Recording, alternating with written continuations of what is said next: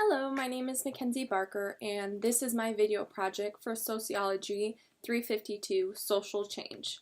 So my social movement that I decided to pick was going to be the plastic straw movement. I mostly picked this because you've seen in the news recently and on social media the effects that plastic straws have on sea turtles. It's also ruining our oceans for our future generations. And it's kind of just being aware of plastic. It's not necessarily just plastic straws. This is kind of just like a start of the movement. And then we just want to get people thinking about the alternatives to plastic straws. So this would be like reusing grocery bags at the grocery store, or using mason jars instead of plastic baggies, and doing things without containers. So like you see on Facebook and on Instagram, they have like these new soaps and shampoos that do not come in containers anymore. They actually just come wrapped, and they kind of just biodegradable, just like a soap. You use it. So that's kind of just what I got started to think about for this video project, because to me this is just super cool. It's a really easy thing that you could do, so that's kind of why I did it.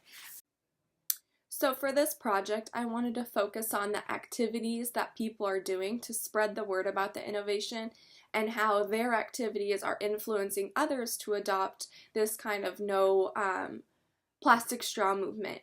And so it's kind of just to get people thinking. I mean, everyone says, oh, it's only one straw, it's only one straw.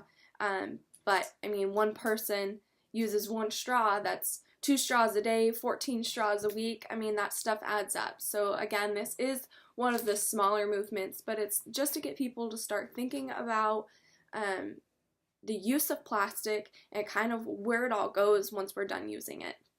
So, the type of factors that influence this change process I chose would be both materialistic and idealistic factors. We look at the materialistic factors because it's looking to replace straws with alternatives. So we've seen paper straws, which sometimes aren't the best because they kind of degrade in your drink, get a little bit soft. We've seen stainless steel straws, even the ones that come on the keychain that you can take to restaurants is super cool.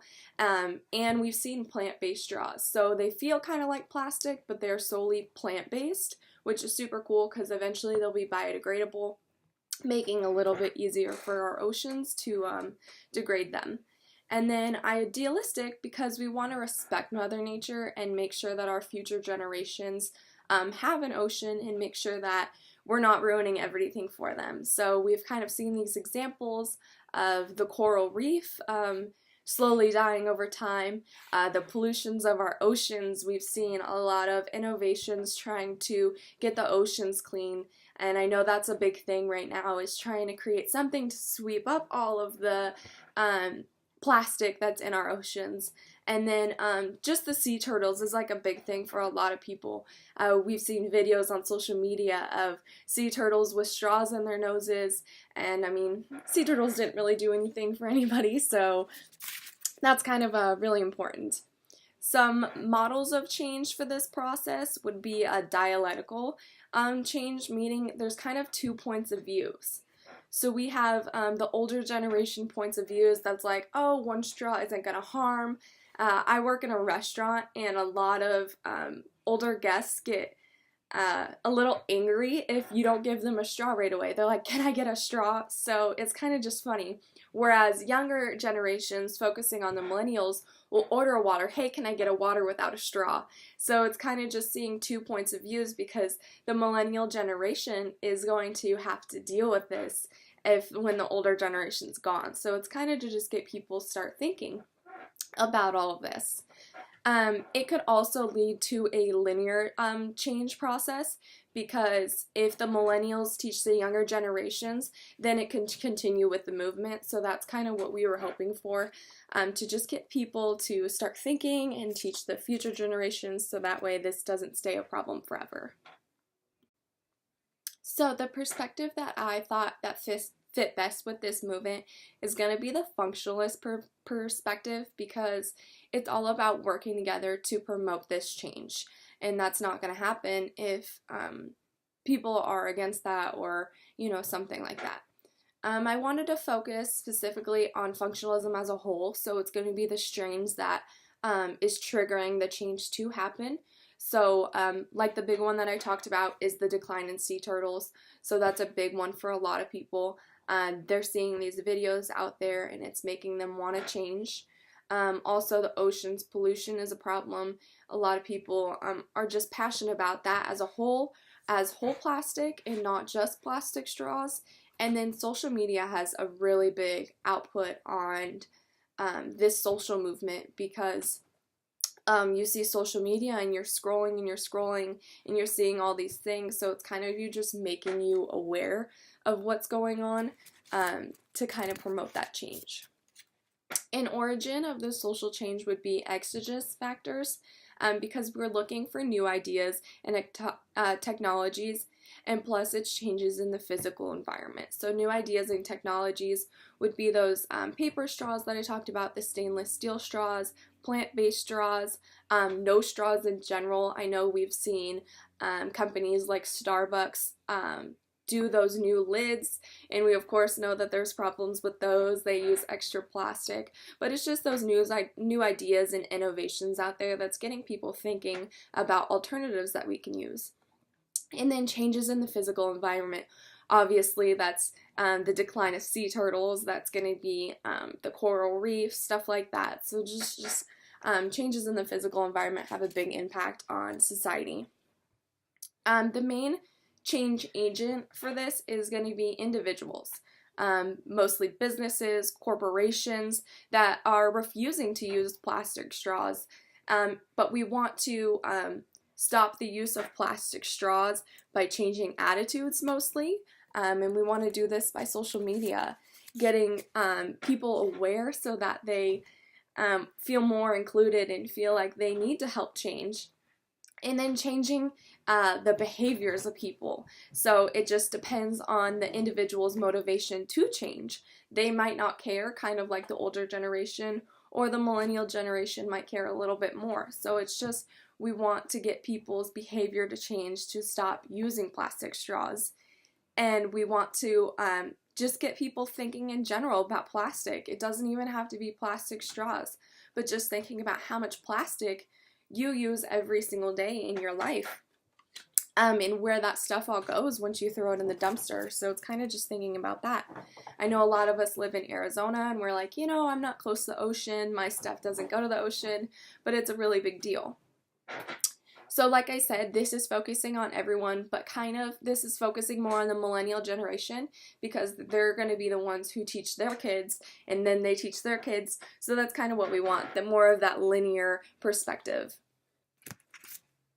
A change strategy for these, I used three of them. I used facilitated, re-educated, and persuasive strategies. For facilitated, this relies on the actions of the people and recognition that if change doesn't happen, then there will be consequences. And those consequences might not affect us, but they will affect the generations after us, which I think is just as important. Re-educated strategy, because we're trying to get people to get in the habit out of using plastic straws. I know I'm really bad with that. I go get Starbucks, or I go to Dutch Bros and I want a straw. So that's kind of just thinking about that, getting people to stop that behavior and get out of that habit. And then persuasive strategy. It's based on spreading awareness, which is a big deal with this.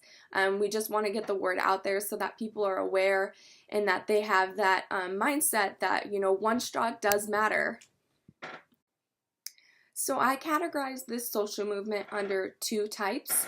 It's going to be instrumental, which seeks to change the way people use and abuse straws. So like I said earlier, just like when you order a drink, order it without a straw, or bring your own straw with if you have to use a straw. And then expressive social movement, because we want to change people's behavior. We look to change their habits and look to make them aware. Some social movement theories I chose. Well, I actually only chose one, so it's going to be the new movement theory. I kind of want to talk about how this is a new movement theory because a lot of this was brought up because a marine biologist posted that video of a sea turtle with a straw in its nose, and that impacted a lot of people. That somebody educated on the topic, you know, was like, listen, this is an issue, this needs to be addressed. So it's kind of turning more towards an environmentalist movement, but it's just getting people aware. It's mostly doing this by like media. Businesses are a big deal. Food industries have cut back a lot of straws in some cities. So that's kind of important. Like I said, just to kind of sum this all up, it's all about being aware of plastic. This is not just plastic straws. This is kids' toys. This is containers from your hairspray or your hair gel. This is even toothpaste. And some of those toothpastes where there's mint strips, those mint strips are actually plastic that you're brushing your teeth with.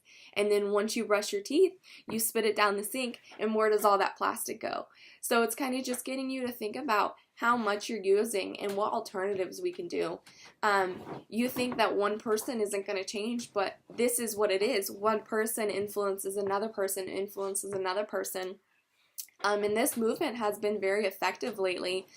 We've seen big companies like Alaska Airlines, Starbucks, a lot of restaurants. I work for Fox Restaurants in Phoenix, and all of Fox Restaurants have stopped using straws. In states like California and Vancouver, they have stopped using straws, and this is kind of just to start to get people to start noticing.